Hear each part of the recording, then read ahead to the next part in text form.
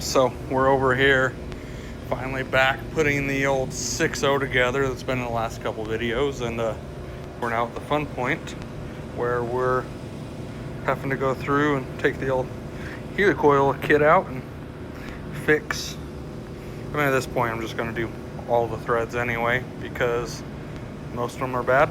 So we're going to go through and just fix them all, which kind of sucks, a little time consuming, but it will be better long term. And if anybody ever has to go back in here for something like injectors or standpipe dummy plug, heaven forbid, or any of the other dumb stuff, they're not fighting with the stripped rocker box with the cab on.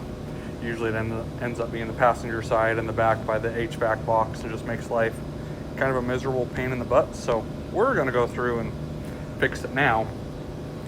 Kind of shouldn't care about the next guy, but I do care about the next guy because it's usually me, and I always try to think ahead of what would I want done if somebody knew I was potentially going to be here. So we're going to go through and do what's right for the customer and the job, all the above. We're going to go through and get all these drilled out first, and then we'll tap it, bring you guys kind of along and show you some of it.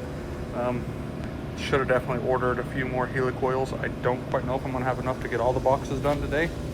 We'll find out. If not, I believe I do have some longer ones, and we'll get it done either way. So just would rather get them while they're here.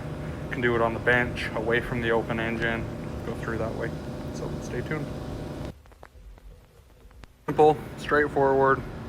Here's the old easy out to get the broken one there. Through and drilled them, blew them all out. So now we'll go in and grab the old tap here and start threading some holes.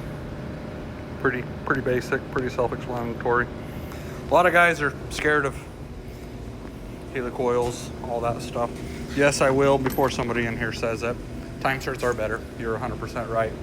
But when we're doing 2, 4, 6, 8, 10, 20 holes, it gets pretty expensive for some time certs. And realistically, the helicoil is going to do just fine. So yeah, I'm not going to argue with you and say that a time cert's not better. It's just has its place, and this is not one of them. So we're going to go through. So I like to power tap. A lot of my buddies give me a hard time about it, but it's got a clutch, let it do its thing. In there, we'll now blow them out, run it back through the solvent tank, clean all this out, clean them all up, inspect the rockers. But that's that. So we'll blow them out, start putting these guys in here with the dab of Loctite.